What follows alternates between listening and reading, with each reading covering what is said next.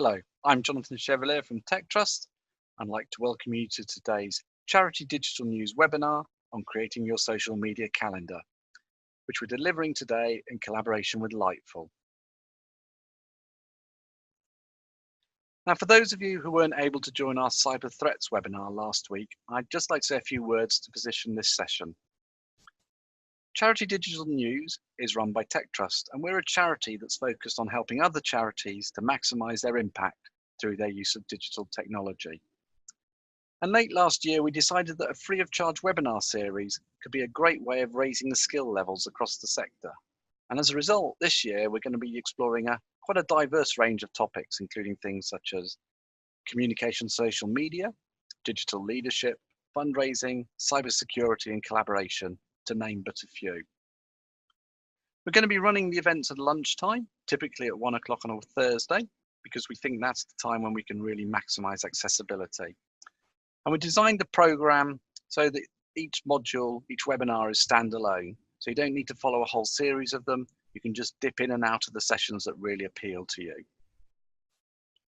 In terms of the other things that we do at Tech Trust, we run a program called TT Exchange, which provides access to donated and discounted technology. So that's technology from mainly major companies at really low charity prices.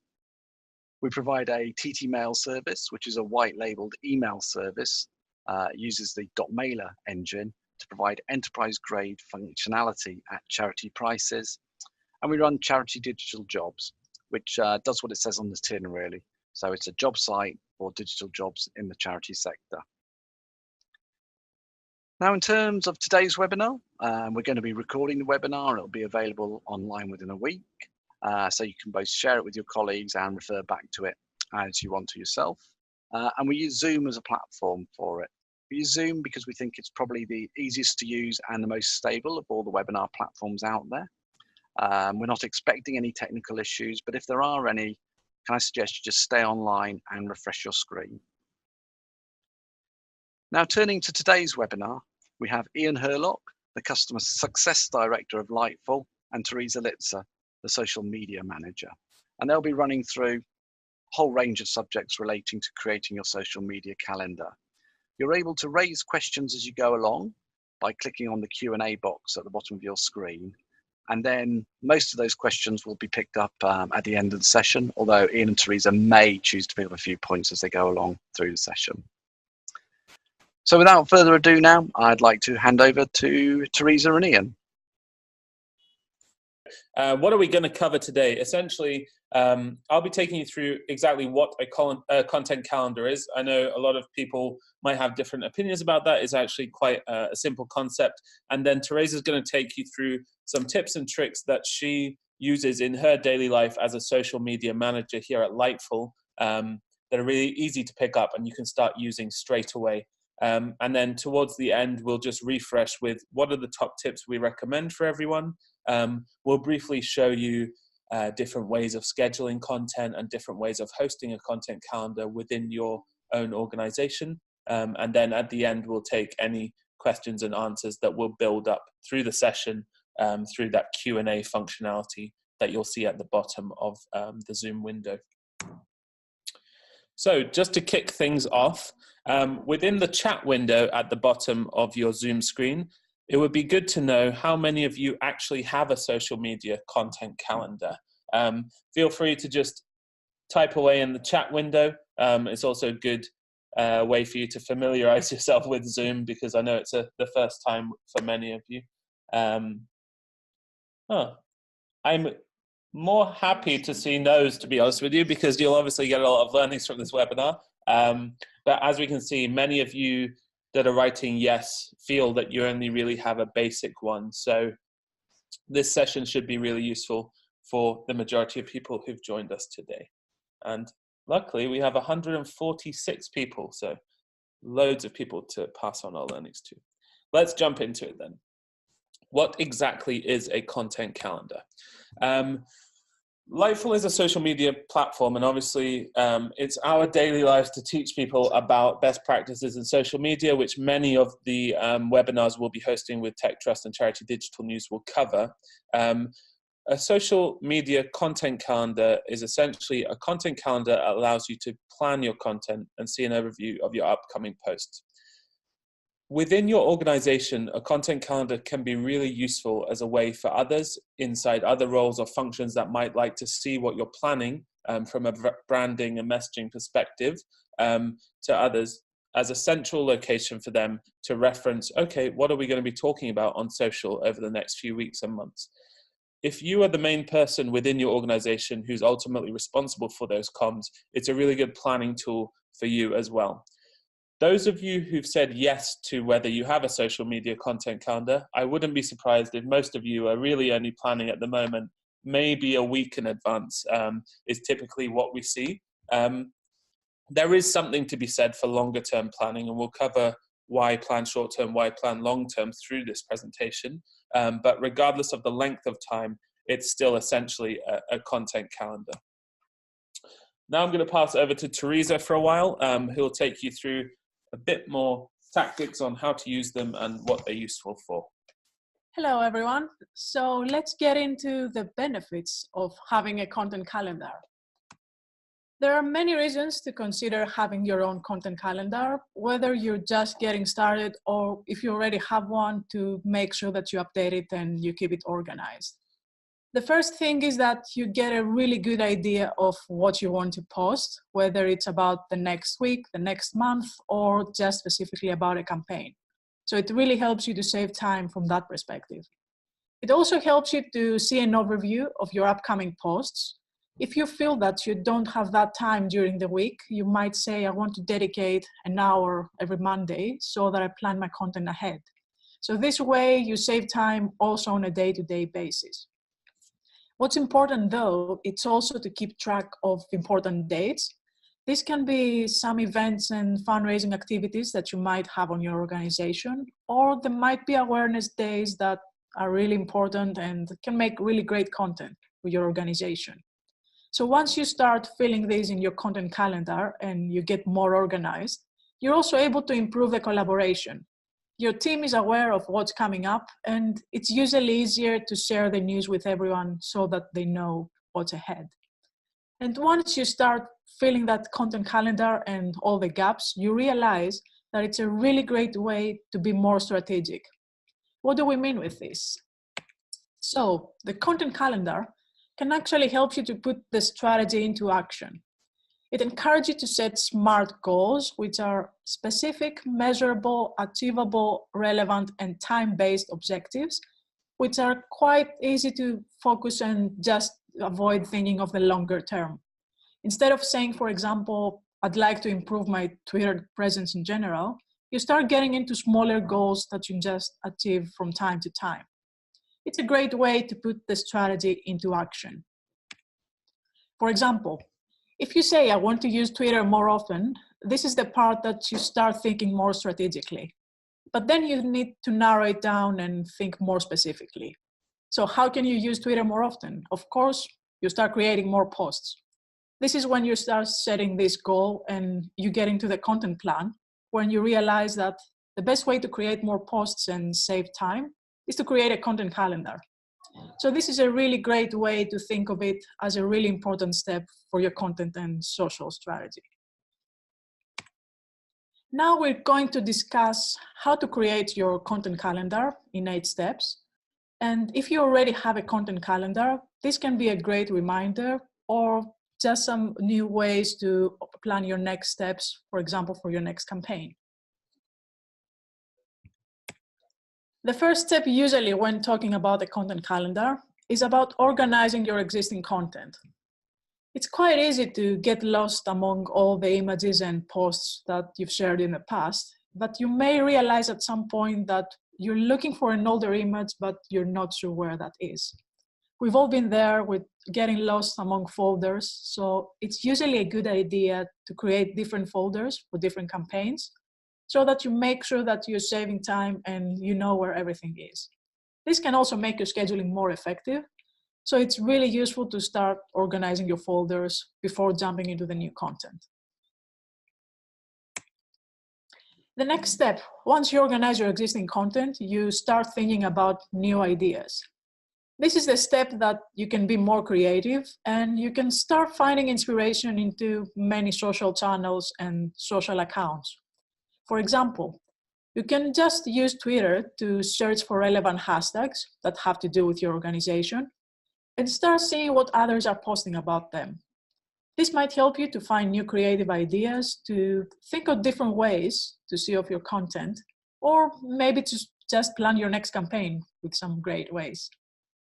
I would also say, Teresa, to that point is it's also searching for like-minded organizations that are really working towards a similar cause that you might be is a really good way to come up with, okay, I can get involved in brand new conversations here. So, for example, this one says hashtag animal protection. Those of you that are working with animals might not be using that hashtag today, but it's a great way for you to surface, okay, a lot of my similar organizations are using this hashtag, and it's a good way for me to expand my reach with a similar audience.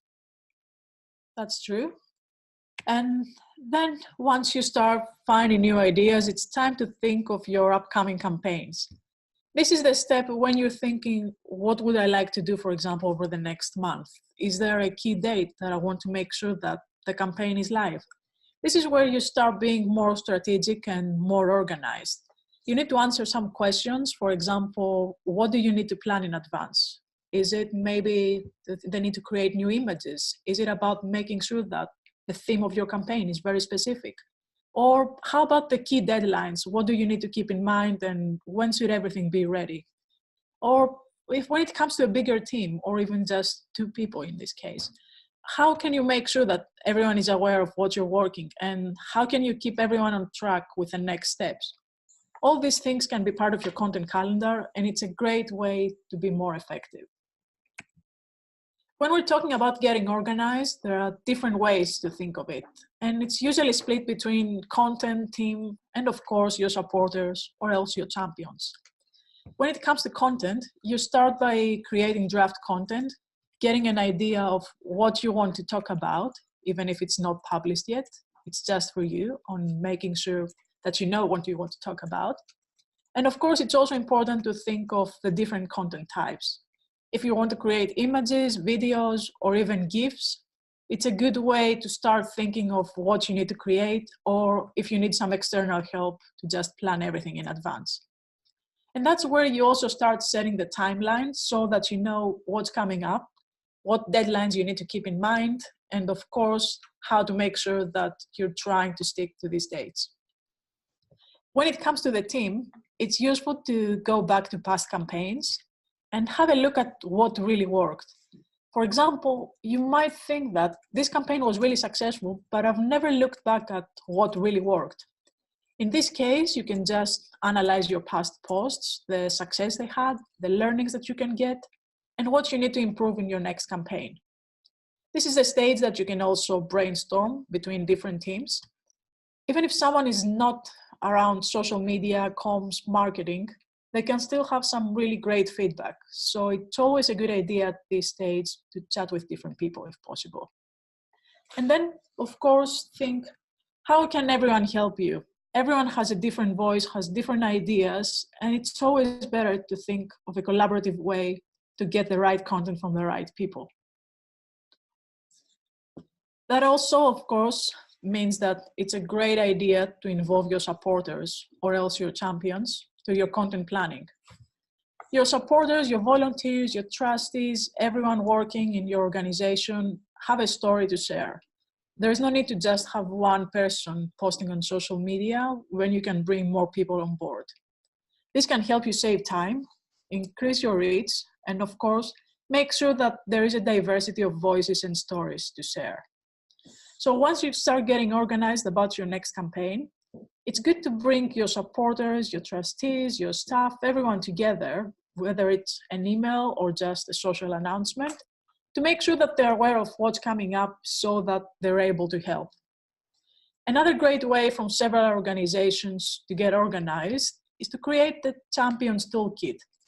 This is simply a document that you create some social posts and you share some ideas about the campaign so that everyone is aware of what's coming up. I think we had just one question that's highly relevant for this one, Teresa. Yes. Jonathan or Mimi, can you say what the question was, please? Yeah, so the question is, what does it mean for something to be a campaign? Yes, let me get here just to go back. So when we're talking about a campaign, this can be something specific that you're talking through a set amount of time. For example, what you see here as a screenshot is part of the campaign You Made It Happen. This was part of different organizations who wanted to come together during a specific day and talk about the same topic. So if you're an organization, for example, working on animal protection, you might feel that it's a great idea to create a campaign or else a set number of posts on World Animal Day, because this day everyone is more aware about your cause. So it's a great way to create a different kind of content from what you're usually talking about, so that you make sure that this has a specific start date and end date. And it can be even a different way to be more creative. So think of it as a set period of time that you're posting something different. And that's why we call it a campaign. Thank you, Teresa. No problem. And right when we start thinking of these kind of campaigns, or simply when you want to start thinking of your content calendar in general, it's good to consider the channels and the frequency. By channels, we mean everywhere you're posting on social media. Everyone is using different channels. So of course, you can just have a look at what's working for your case and how often do you think it's ideal for your organization. There's no perfect formula in this case, but you can just have a look at what you've been doing up to now and make sure that you find some sort of ideal frequency.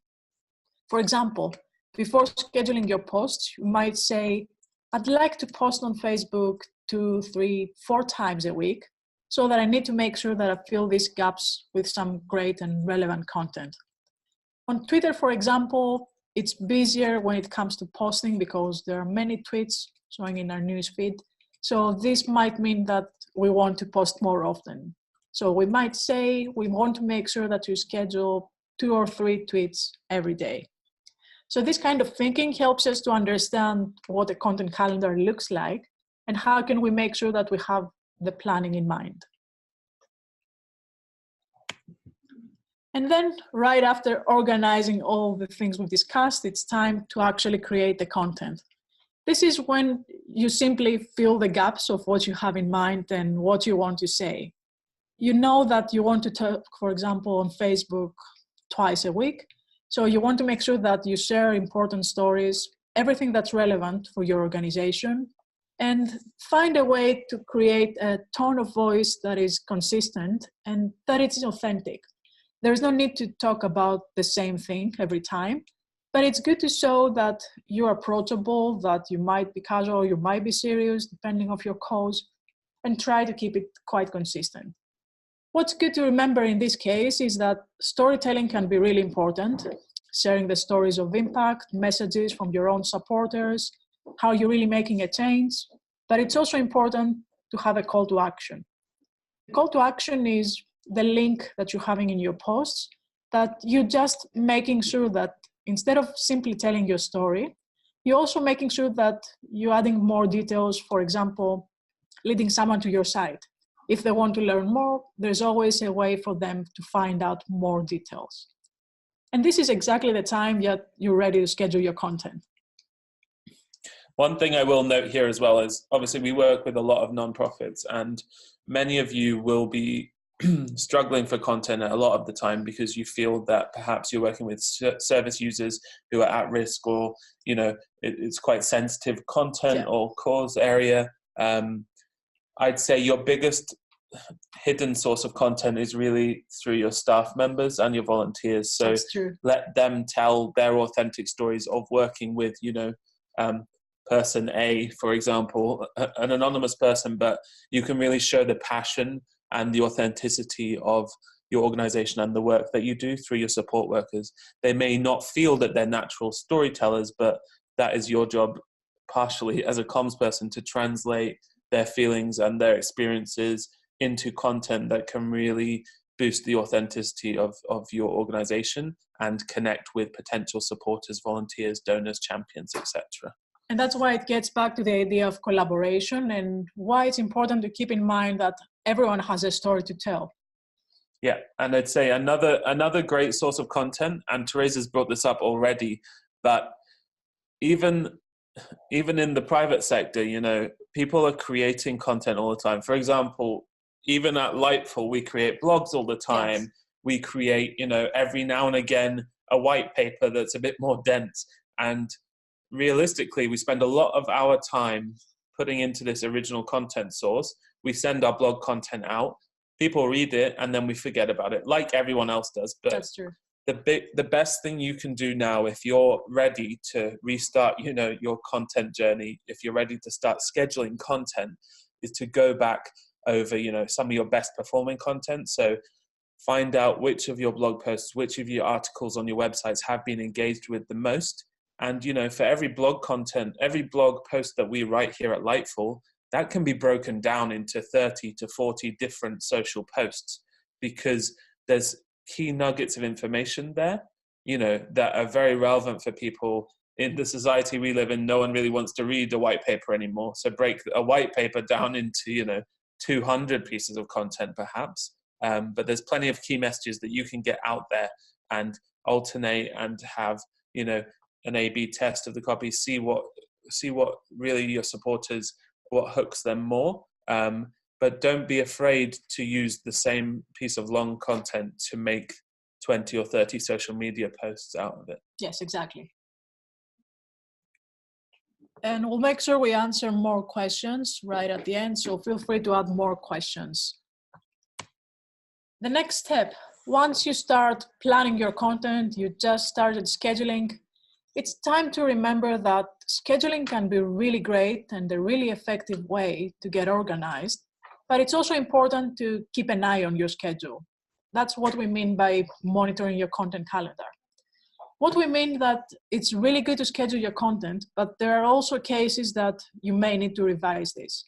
For example, you may have scheduled a really funny post just to get Monday going, but then you realize that there is a sudden crisis happening in your case or just in general in the country, and you may need to revise it. So it's really good to remember that, have a look at your calendar from time to time and make sure that you're ready to adjust it if needed, just to avoid having any issues in these cases. This is about being reactive, and this idea can also happen when you just see a hashtag trending. If it's something that it's relevant to your organization, for example, the 10-year challenge, it was something that got really popular on social media with people sharing their photos. In this case, several charities decided that why don't we jump on board and share how we changed towards our cause or how we made impact over the last 10 years. So just a fun trend turned into something really interesting and really inspiring, and lots of charities decided to share their own impact. So it's always useful to keep in mind that being reactive can be a great way to turn your strategy to the next case. And it doesn't have to involve a big team or lots of planning. It's more about keeping an eye that, except for your content calendar, you're also available from time to time to see what's happening. And a similar step is about staying social and being engaging. It's really important to schedule your content, as we've said, but it's also really important on social media to be actively social. You need to keep an eye on your social channels for any comments, likes, mentions that you may be getting, because it's not enough to simply post your content and feel like you're talking on your own. It's really important to listen to your supporters and what everyone is talking about you. And of course, you make them feel valued. You make them feel that you really take into consideration to what you're saying. So you can dedicate, for example, 10 minutes a day, or maybe like half an hour a week, just to make sure that you're monitoring the mentions and you're replying to the comments. That will be really useful for your social presence. And the last step, once you're getting more organized, you're getting more social, it's time to measure the success of your content. This is where you want to measure the effectiveness of your posts. What do we mean by measuring the effectiveness? This has to do with checking the posts that work better than the others, those that had more likes, clicks, and replies, or maybe they had more shares compared to other posts. It depends on what you want to track and what you want to focus on, but it's usually important to keep an eye maybe once a week or even once a month to see how your posts are doing and what you can improve. For example, you may set the goal that you want to increase awareness on Facebook. So since you're focusing on Facebook, when we want to say that we want to measure the effectiveness, you're focusing on Facebook and the reach and clicks that you're getting. When you're having only this goal in mind, it's not really relevant to think of Twitter or Instagram and how your posts are doing. So what you need to consider is think of your main goals and your main channels and start measuring the performance on the specific ones so that you're focusing on smaller goals that are more achievable. So for example, on this, if you wanted to set yourself a SMART goal, so let's say you wanted to increase awareness in general on Facebook, what you could do, and many of you will never have had a structured campaign as it were before, but for example, let's say this year we want to focus on reaching more young people, or reaching 50% more people than we have in a previous campaign around Children's Mental Health Awareness Week. So what you would do is you would check your baseline from the last campaign, and if this is your first campaign, just make sure you do log your results from whatever the campaign might be, and then the next time you do it, you can set yourself a SMART goal as from Children's Mental Health Awareness Week in 2019, this year being 2020, we want to increase our reach on Facebook and Twitter by 20%. And you'll have those baseline figures there. And it's a way to hold yourself accountable as well. When you're creating a new piece of content, look at your old content and think, okay, how can I make this better based on what we learned from our last posts around Children's Mental Health Awareness Week? So setting yourself that SMART goal means that you just won't be running around like a headless chicken thinking, oh, will this post do well or won't it? You want to always look back and review your results. That's something that we all fall foul of, is that we often are too focused on looking forward. We don't look back at our past results and learn from them. So I would encourage that as a first step, is review the posts you're doing today. Like, do you think they're performing well? If you're happy with them, then how can you improve them? If you're not happy with them, then I encourage you to attend our future webinars where we will be going much more through tactical best practices on how you can improve your actual posts. And what's interesting in this case is that you don't need to be an expert or know everything around metrics and success of your posts. It's still useful to write down what you did in your first campaign, for example. And then when you're creating the next one, even in a year from now, you just go back to see what you did, what process you followed, or how did you define success in the first campaign comparing to the second one. It's a step-by-step process, but it can be really useful. So as a recap of what we've discussed in terms of the 8 steps, if you haven't created a content calendar before, this is a quick way to think of all the steps that you need to consider. You're starting by organizing your existing content, what's available and what can you use in your future campaigns. You start getting inspired by new ideas, having a look at different organizations, relevant hashtags, and what you can also do in a similar way. You start thinking of your upcoming campaigns or simply your upcoming content. What would you like to talk about over the next week or the next month? And then you start getting more practical. You decide on the channels that you want to use and the frequency, or how often you want to post per each channel. And then you're ready to start creating and scheduling the content. But what we've also mentioned, it's really useful to remember to be more reactive from time to time, to monitor your content calendar so that you make sure that everything is going well, that there is no need to adjust anything and everything is on plan. And of course, we cannot forget to be engaging, to follow our social accounts for any mentions, likes, comments, so that we make sure that we always reply to them. And as we just discussed, it's really important to measure the success, to set some goals and get some learnings out of every content planning. And now we're going to discuss some different ideas on how to create a content calendar. And back to Ian. Okay, so this bit's relatively simple. I'm sure you've all got a lot of good ideas written down, but how do you actually put them into practice? The traditional approach to a content calendar is really, let's stick a piece of paper up on the wall that has dates on it and start filling out those dates. There's obviously more modern ways to do that through the internet nowadays, but there's nothing wrong with this approach if you are a person who prefers to work offline. What we tend to do, and what a lot of organizations tend to do nowadays, is follow a simple content calendar template in Excel. As part of the follow-up, we will be sending a blank copy of this around, so don't worry if you would like a copy. It's relatively simple, but again, it's all designed to make yourselves more accountable. So what this will do is, every time you're creating a post for each of the different channels that you might be active on, you'll be able to say, okay, is this post worth doing? Now, us at Lightful, obviously we love teaching you all of these different lessons, but we also have a social media management platform which can help you with this. For those of you who prefer to take a more digital approach, the Lightful social media management platform does have a calendar built in. And when we think about all of our struggles to come up with original content, one of the most useful features, I would say, is that it has a charity awareness calendar built into it. So it can really help to inspire you for new ideas, what you might like to be sharing, and align with those broader sector awareness days, so you can increase your reach when everyone's talking about a specific subject. And then there's nothing wrong also with taking a dual approach. So a lot of us will prefer writing everything down on paper first and then translating it into a digital tool or a spreadsheet.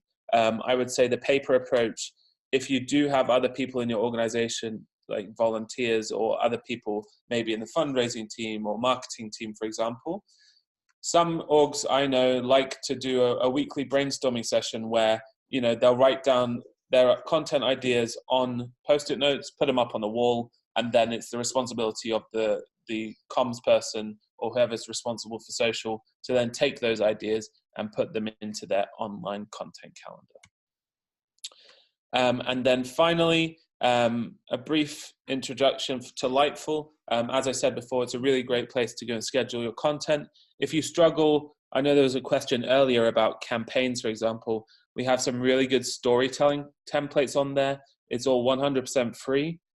So essentially what you need to do is go onto that link below, which we will paste in the Q&A part into the chat window, and essentially allows you to go onto a platform that's free for nonprofits, save all of your content as drafts if you're not ready to post it, and schedule it up front. So it's a really good time-saving tool that's available to all of you on this webinar and anyone else you know working in the nonprofit sector. And then finally, let's just refresh on tips to consider. As we've mentioned before, what we need to remember is that you need to plan in advance. It's really useful to help you save time once you start thinking of your content calendar, to have a think of what you'd like to talk about over the next week or the next month. And of course, scheduling can be really useful, but you also need to make sure that you're monitoring your posts. You need to keep an eye on your calendar so that you make sure that everything goes well. It's about being proactive when you're scheduling the content, but also being reactive when you need to adjust your schedule and make sure that everything is great. Or if there is a big crisis coming up, obviously you might need to organize your content in a different way. As we've saw, there are different ways to create a content calendar. It's up to you to create what works better for you and your team. And it's really important to analyze the performance to change what's working and stick to what's really successful for your organization. And keep in mind that there is no perfect content calendar. You can create what works better for you and just try out different ideas until you find what's the best case. Okay, that's it from us in terms of content. Now let's jump over to Q&A. Jonathan, would you like to ask us some questions now? Yes, thank you very much for that, Ian and Teresa. I thought there was some really great content there, and we got loads of questions come online already. So just going to run through some of those. You talked about the Champions Toolkit a bit earlier on. Is it a pre-created item, or does each organisation make their own? Teresa, Champions Toolkits, do we have a template or does everyone create their own? You usually create one on your own. I think there are some templates online. I've seen some of them. There'll definitely be templates that we can share after the webinar. We also, as part of the work we do with some organizations, is advise them to create a social media toolkit or a campaign toolkit. What that can be useful for is, if you are getting involved in a specific hashtag campaign, you can send out a folder of documents to your volunteers, to your trustees, which basically gives them key messages related to the campaign that you want them to share on your behalf, and then they can add their own personal twist to that. What you need to keep in mind if you're thinking of a really simple Champions Toolkit is that this document should simply include some details about your campaign or what you want to talk about. And it's usually a great idea to involve some sample messages. If someone wants to support your campaign, they might not be sure what to say, what to share. So if you can create a couple of posts, one for Facebook, one for Twitter, or some email copy, then that's a really great way to increase the support. Yeah. And then another way to enhance that even further is, obviously, you want to have your key messages. You probably want to include a logo that people can use if they want to. And then links to all of your social pages so that they know who to mention when they do post their own authentic twist onto it. It can be really useful as well to send out as a press pack to any press outlets that might want to pick it up, because essentially all you're doing in these cases is making it very easy for external people from your org to share your message on your behalf. And the easier you make it for them, the more likely you are that more people will share your message. Okay, I'm going to drill down a little bit more, actually, because I've got more questions on champions. Okay. So can you both explain what you mean by champions is one question, and then a second part, have you got any tips for growing a network of champions?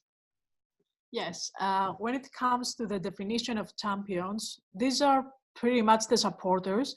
We tend to hear the definition of champions from many charities and nonprofits, which is also relevant in the US. It's the fact that they are usually the most engaged supporters.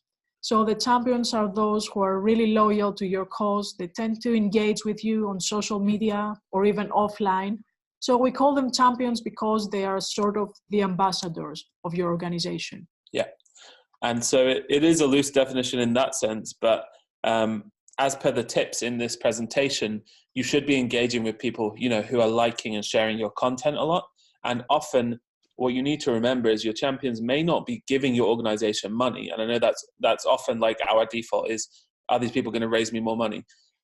But they may do through the fact that they're going to share your message further and increase the reach of people that it will go to. So they're very valuable to you and to your organization.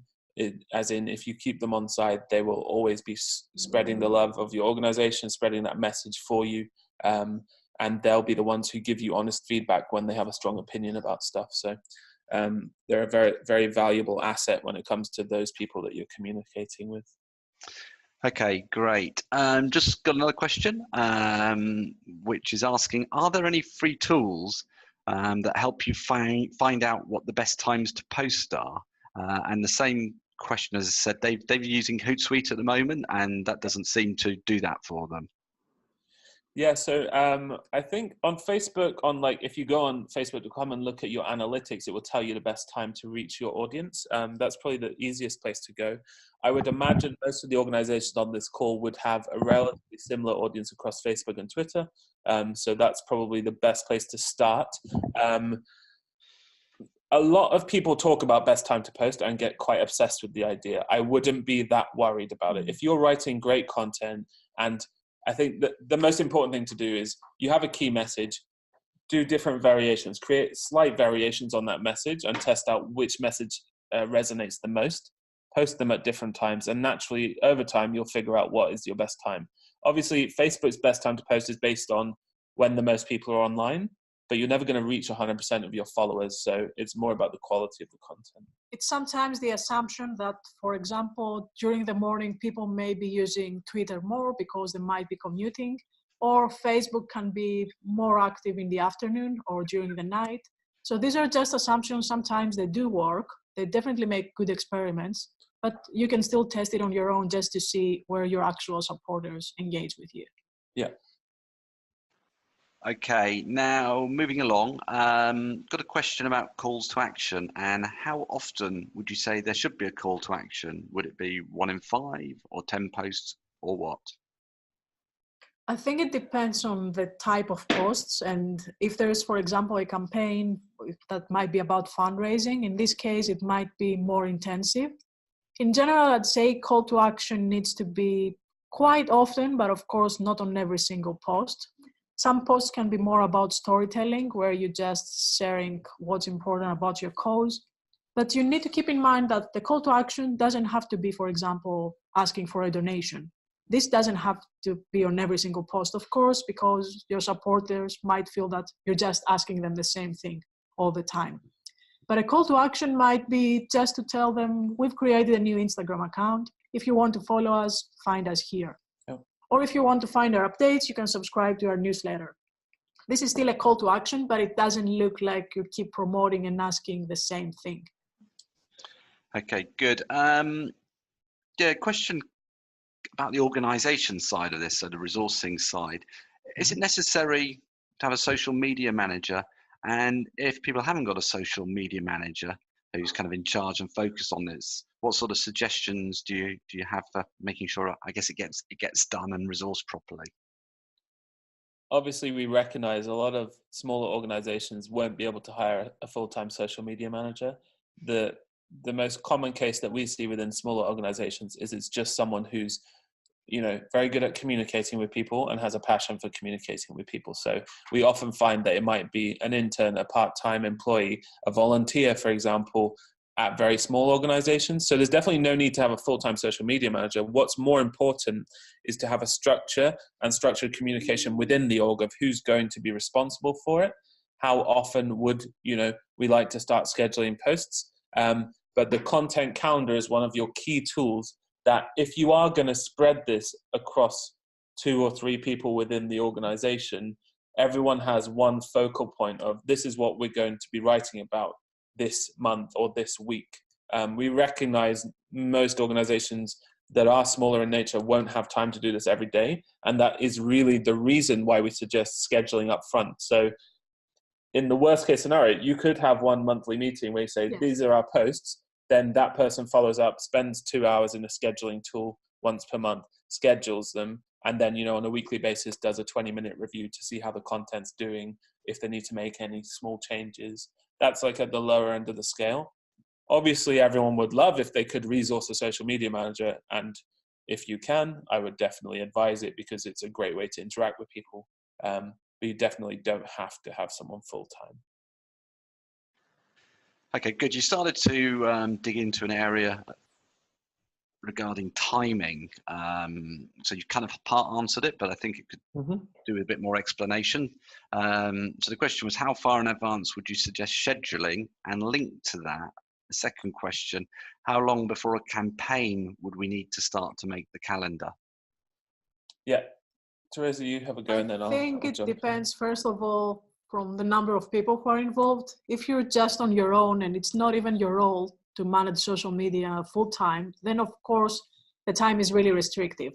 But I'd say in general, for example, in my case, where I'm also on my own managing social media and anything around content, it's useful to schedule at least 1 week in advance when it comes to regular content. And by regular, I mean when there is no campaign. But if you want to make sure that you need to do like an annual campaign, it's quite bigger than what you're usually doing and more intensive, then it might be a good idea to start thinking maybe a month in advance so that you get more organized and you're not stressed over the last minute. Yeah, and I would say the thing you need to be aware of most is where am I going to source content for this campaign, and are there any creative needs, as in do I need to create imagery or video or any type of original visual content for this campaign? That's the stuff that will probably take you a bit longer.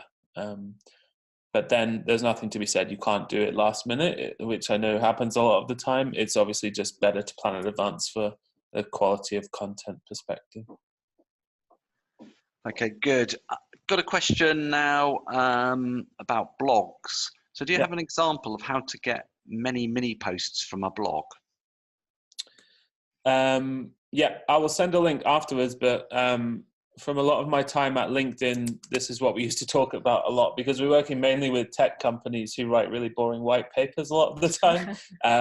And it's similar in its essence of how do you split down a large piece of content. So from a blog post, for example, Teresa's written a nice ebook recently and a blog post around content scheduling. And that, like this presentation, has 8 different, key messages that are in that. Within those 8 different key messages, there's probably 7 tips. So that alone, if we wanted to stop there, we would have, this is our top tip of the day.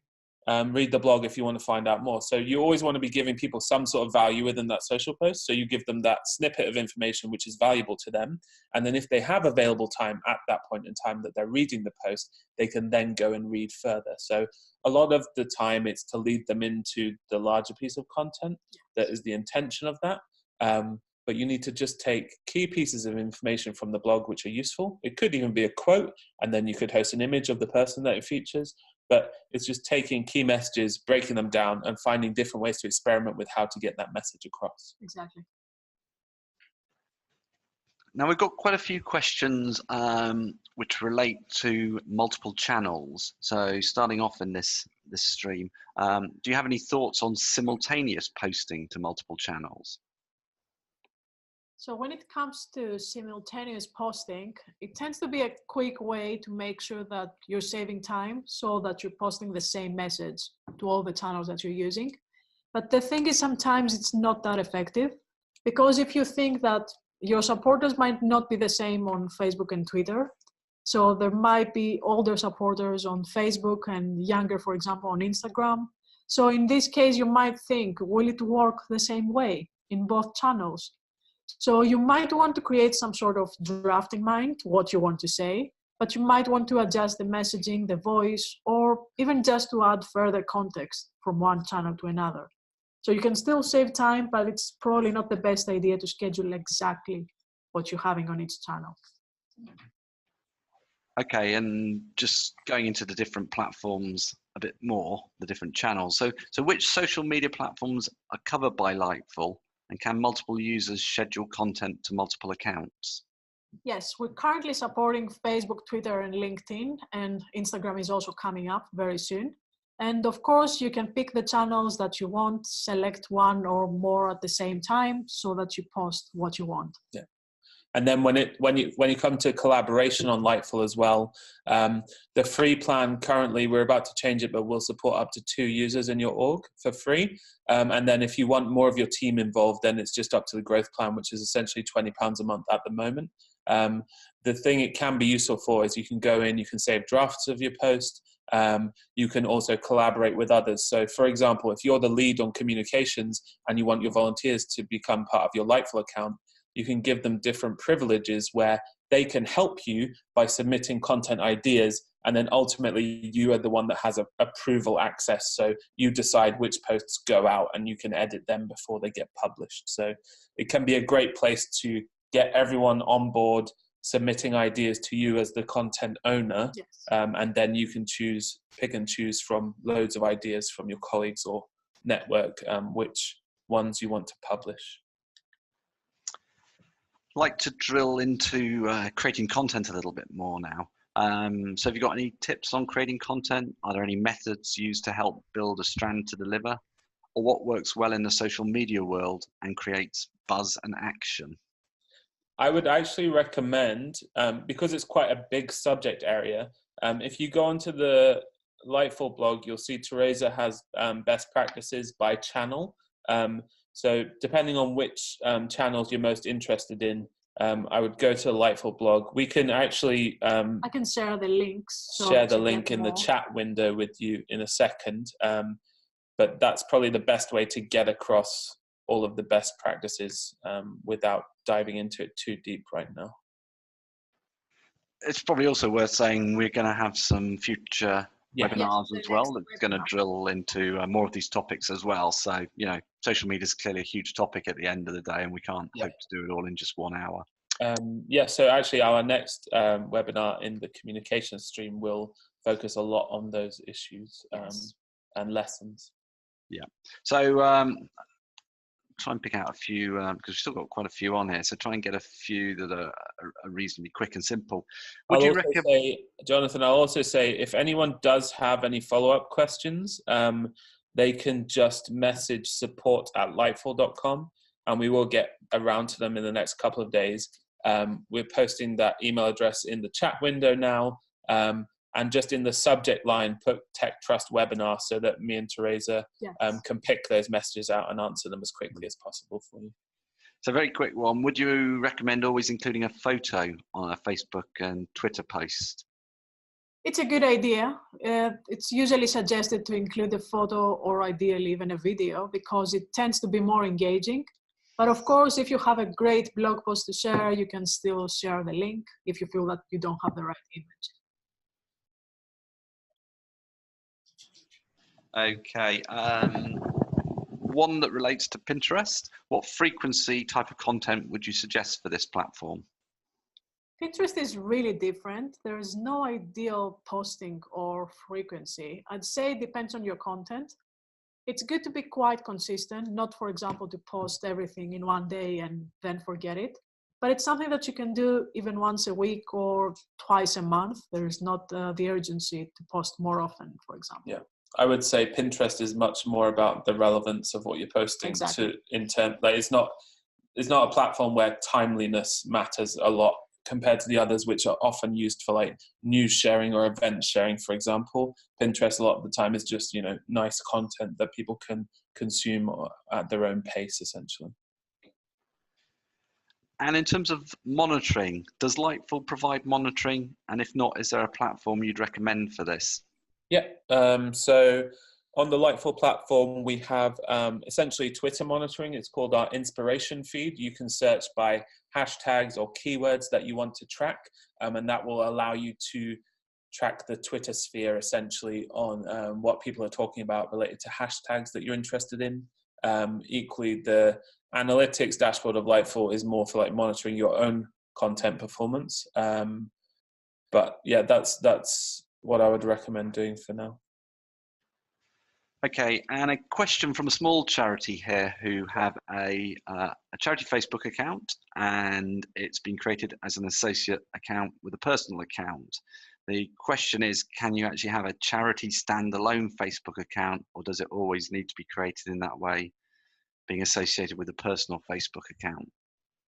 It tends to be associated with a personal account, but what we've seen from lots of charities is that they tend to create a personal profile just for the charity.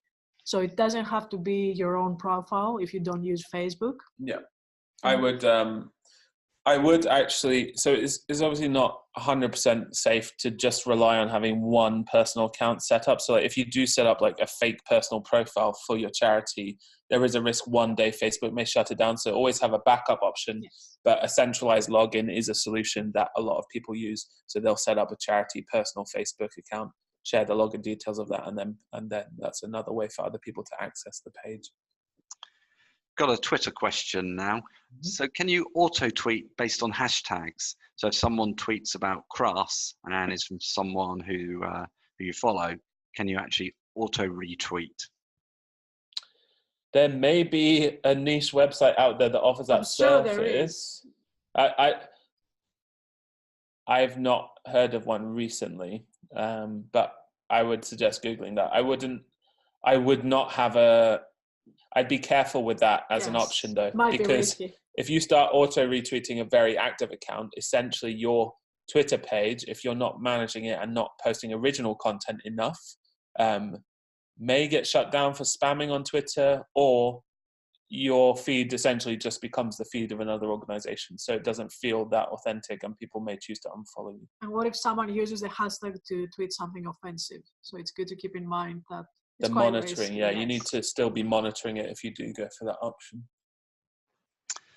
Okay, and now This question about scheduling with other content. So things like platforms that are not written or image-based, like podcasts. How should you actually approach scheduling content with that type of platform? Well, when it comes to podcasts, of course, there's no exact content planning. You don't plan in advance what exactly you want to say, but it might be useful yet to schedule off the topics that you want to discuss over the next podcasts. So you might say, I want to do an interview in the next podcast with this person. And you're creating a really basic content plan of some ideas and who's confirmed for each podcast. So it's still about being organized in that case. Yeah, and depending on the style of podcast, obviously you might have your standing items of these are the things we will always ask whoever, maybe it's a guest-based podcast, these are the questions we'll always ask of them just to keep some sort of consistency with your audience. But it depends all on the type of podcast you're trying to run, really. Okay, and we've probably only got time for maybe 2 more questions, actually. So quickly doing those. Have you got any thoughts, tips on Facebook events? It might be something to discuss in our next webinar, I assume, since we're talking more about Facebook, Twitter, LinkedIn, and Instagram. It might need more discussion, but as a quick way, yes, it's a great idea to use them if you have an event to run. Yeah. And even to share Facebook events across other platforms, don't be afraid to do that. Most people are still on Facebook, even if they're not actively using it at a personal level. So it's a relatively accessible and obviously very low cost way of doing event promotion in that sense. And is there a way to post on Instagram from a computer instead of using your phone? I think there are some ways, some sort of plugins to do this. I've seen some of them, but to be honest, I think still the problem with Instagram is that it's usually more effective on your phone. But I know that from Lightful's perspective, we're currently working on integrating Instagram. So there should be more details on that soon. Okay, now I'm conscious of the time and I really don't want us to run over. So I just want to quickly wrap up. Can you flip us to the next screen now, please? Mm-hmm. So we've had loads of questions there and I think some really good content that hopefully everybody's found really useful.